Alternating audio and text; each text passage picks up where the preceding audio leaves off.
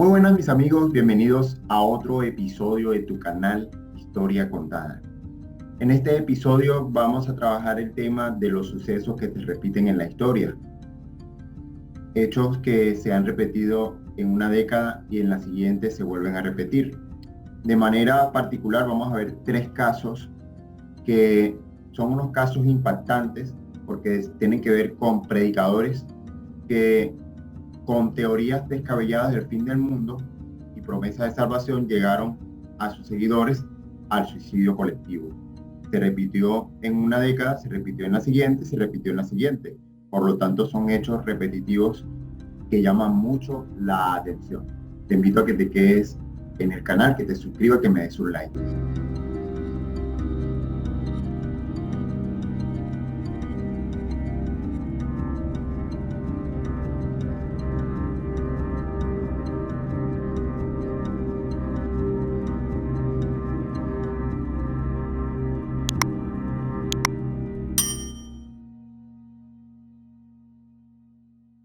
Ok, estos casos son casos que tristemente se han repetido innumerablemente en décadas pasadas y han tenido resultados fuertes para nosotros que nos enteramos. Estos tres casos que vamos a ver se basan en teorías que un líder de grupo llega finalmente o va llevando a otros seguidores a cometer crímenes. Aquí la paradoja o digamos lo que llama la atención es darse cuenta de que estos hechos, a pesar de que se vivieron en década anterior, se repitieron con personas diferentes, personajes diferentes, pero los hechos son parecidos. Finalmente terminan en el suicidio. Aquí siempre nos preguntamos, bueno, ¿será estas personas seguramente no tenían el conocimiento, no habían leído, no tenían la instrucción o simplemente racionalmente ya no podían pensar? No quiero avanzar sin decir que el fenómeno de las sectas es un fenómeno que tiene unas características importantes. Una de ellas es la adhesión total al grupo, obligar bajo presión psicológica a romper con todos los lazos anteriores a la entrada de ese movimiento. Dicho esto, nos coloca en el contexto para poder entender por qué se dan estos tres casos. Bien, vamos con el primero. El primero es el caso del Templo del Pueblo, Stone. Eso se da en la Guayana en el año 1978. El Templo del Pueblo es una agrupación religiosa fundada por allá por los años 50, teñida de secretismo y liderada por un llamativo personaje llamado Jim Jones. Bueno, ¿quién es este personaje? O sea, porque nosotros siempre debemos preguntarnos quién está detrás de cada una de las cosas. Debería ser lo lógico y lo racional, pero ¿quién fue este personaje? Bueno, este personaje nació en la ciudad de Indiana, en un ambiente de segregación racial y con un fundamentalismo cristiano. Digamos que este es el contexto en el cual este personaje crece, nace. En ese ambiente, más adelante, a medida que va creciendo, se va uniendo al pentecostalismo, del que tuvo una gran influencia en su vida. En aquel ambiente, John desarrolló la preocupación por áreas que le preocuparon en la vida, como es la integración racial y el socialismo. Digamos que John, este personaje, se transformó en un comunista. De hecho, lo dice su esposa en el año 49. Cuando ya se casan, John era un comunista comprometido y se consideraba un maoísta que simpatizaba con Stalin, con la Unión Soviética, etcétera, etcétera, etcétera. Coloco este contexto porque esto nos ayuda a entender luego cómo esas ideas que él tenía las plasmó en la agrupación religiosa que funda más adelante. ¿Cómo fue la creación entonces de este pueblo, la creación del pueblo? ¿Cómo fue esto? Bueno, el Templo del Pueblo fue creado en Indianápolis, en el estado de Indiana, en Estados Unidos, durante los años 50. El reverendo Jim Jones y sus 140 seguidores se mudaron al condado de California y así pensaban que iban a estar a salvo de los ataques nucleares porque Estados Unidos en ese momento de la guerra era blanco de esos ataques.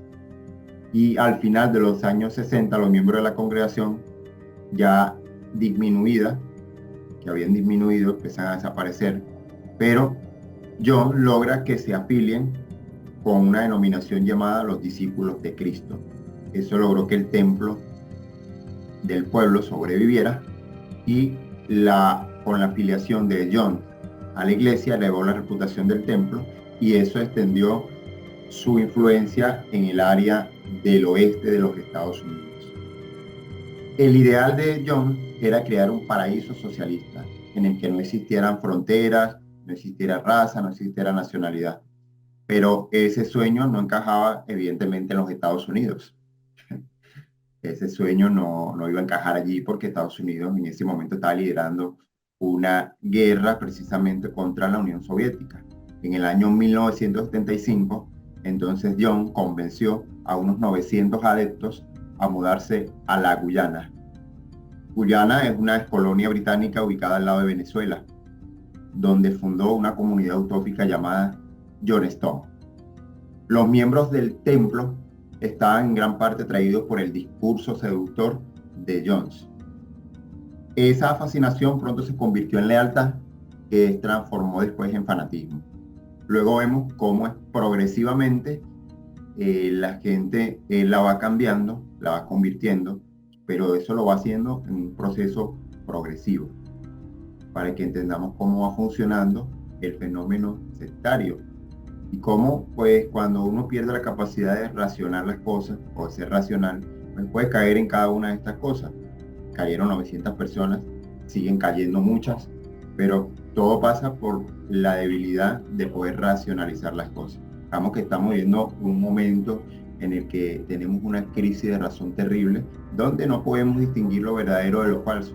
Claro, debería ser ese el fin de nosotros, tratar de distinguir las cosas. Esto de Jones terminó en idolatría. Poco a poco la personalidad de John comenzó a convertirse en errática. En sus largos discursos a sus seguidores, hablaba de las supuestas amenazas contra su paraíso y hablaba también de la CIA. A los agentes de la CIA los acusaba de traidores y de cerdos capitalistas. Y empezó, digamos, esa guerra entre lo que él creía que era su paraíso socialista y lo que por lo que él estaba en contra, que era el capitalismo. Hubo reportes en ese caso de abusos contra los miembros de la secta y se creaban lo que eran noches blancas, donde se simulaban suicidios colectivos. La información, por supuesto, llegó a oído del congresista de California, Leon Ryan, quien organizó un viaje a Johnstone. Pero esta misión terminó trágicamente cuando miembros del Templo del Pueblo acribillaron a Ryan y a varios de sus acompañantes antes de llegar. Fue entonces cuando Jones ordenó a todos los integrantes de la comunidad una noche blanca final. Así llega el suicidio colectivo. Acabemos con esto ya, acabemos con esta agonía. Se le escuchó anunciar en las grabaciones que tenían en las investigaciones del FBI.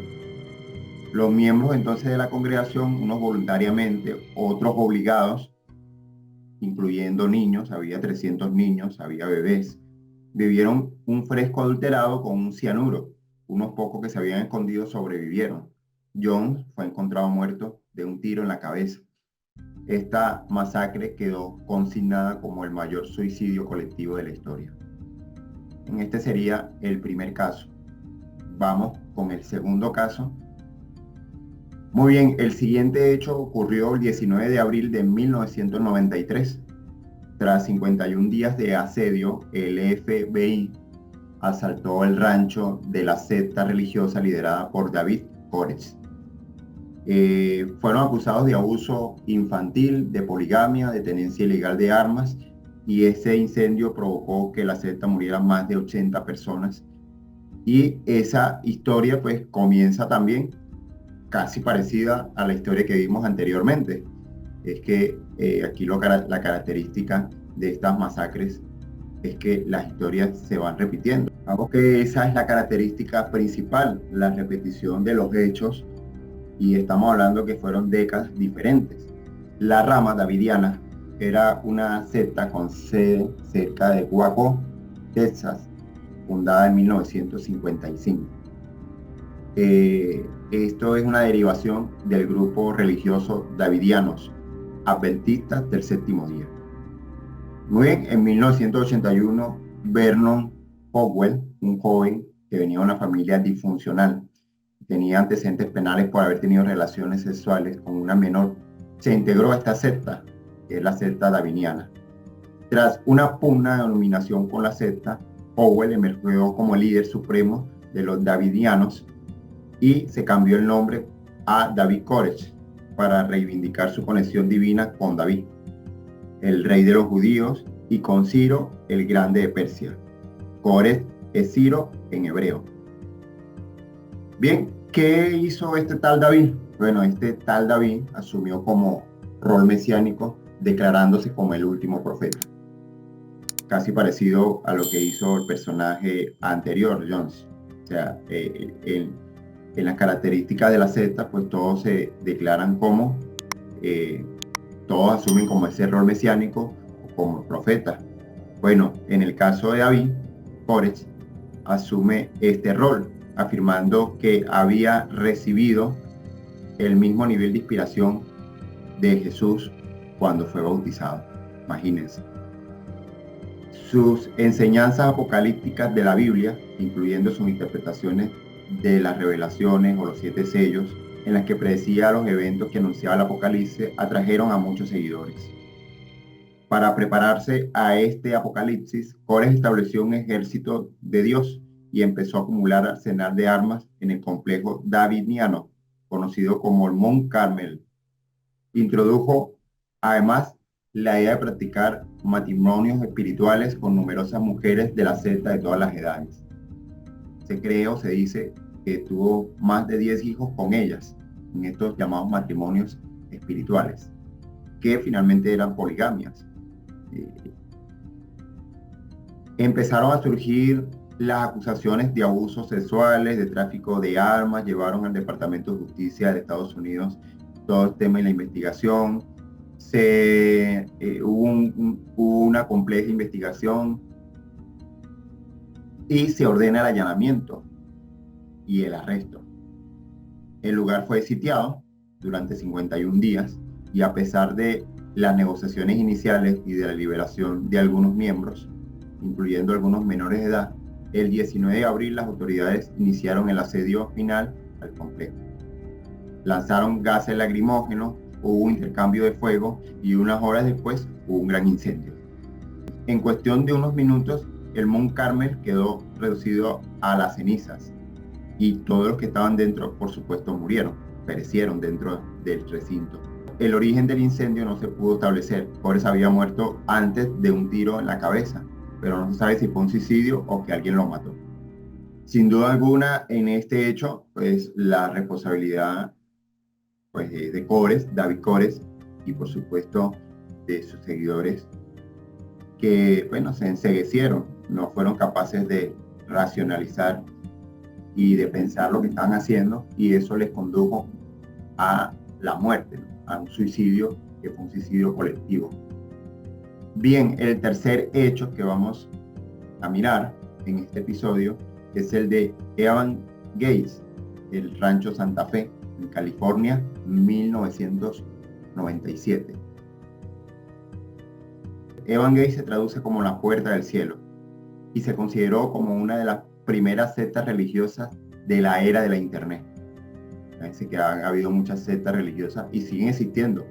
De ese fenómeno no hemos salido, sigue mucha gente cayendo en lo que son las sectas, a pesar de que hay mucha información, y en la era de la internet nosotros podríamos enterarnos de todo al minuto, y sin embargo vemos cómo pues, si gente sigue cayendo en lo que es el fenómeno de las sectas y se siguen dejando llevar porque en el fondo no buscamos la verdad, solamente buscamos lo que para mí es mi verdad, lo subjetivo o lo que yo considero que es así. Muy bien, ¿qué hacía esta secta Puerta del Cielo? Usaban la tecnología digital para difundir sus creencias al público más amplio y así de una manera generar ingresos. Esta secta fue fundada a comienzos de 1970 por Marshall Applewhite y su esposa Bonnie Nett, una enfermera a la que había conocido cuando estuvo recluido en un instituto psiquiátrico. Esta pareja o matrimonio viajaron por Estados Unidos, empezaron a reclutar seguidores, llamaron a tripulación y finalmente se asentaron al sur de California. La filosofía del grupo era una mezcolanza de principios de la iglesia presbiteriana y la creencia de los ovnis. Al igual que Jones, yo también tenía creencia religiosa, pero lo mezcló con el fundamentalismo ideológico enfocado hacia el marxismo, comunismo y socialismo. Bueno, en este caso hay creencia más en los ovnis. Ambos vienen de un fundamentalismo cristiano.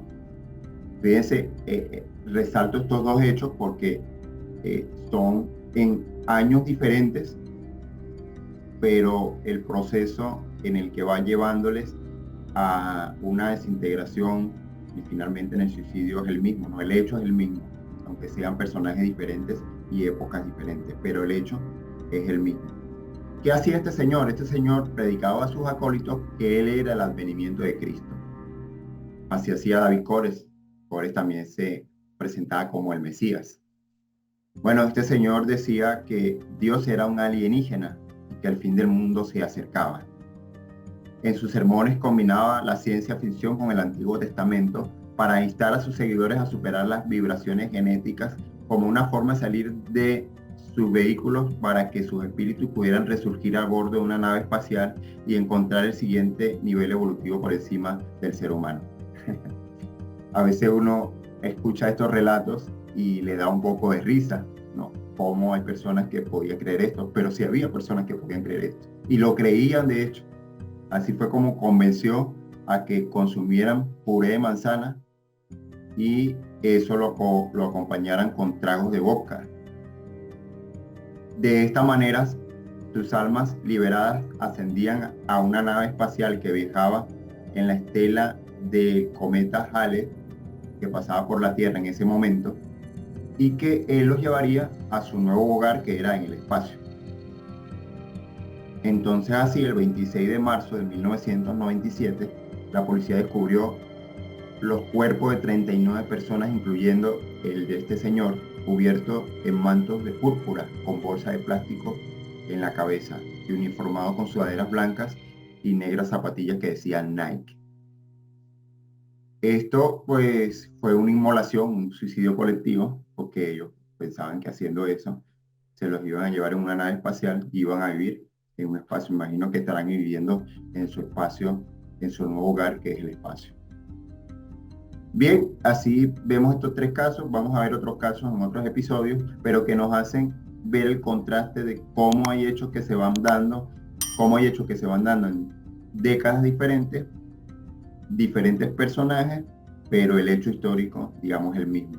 En ese caso, hay una repetición del hecho histórico en personajes que a lo mejor pueden descubrir por su capacidad de racionar las cosas, porque racionando es la única manera que podamos avanzar como sociedad, cuando somos capaces de ser racionales. Ahora en esta era digital, bueno, está más fácil conseguir información. Ahora quizás no vamos a otro extremo, que no nos importa nada, nada es verdadero, todo es falso. Bueno, tampoco es el otro extremo, pero sí tenemos que tener la capacidad para racionar y ver la realidad de las cosas. Muy bien, mis amigos, así estamos llegando a otro episodio de tu canal Historia Contada. Te invito a que me des un like, te suscribas y me sigas apoyando para crecer en el canal. Hasta la próxima.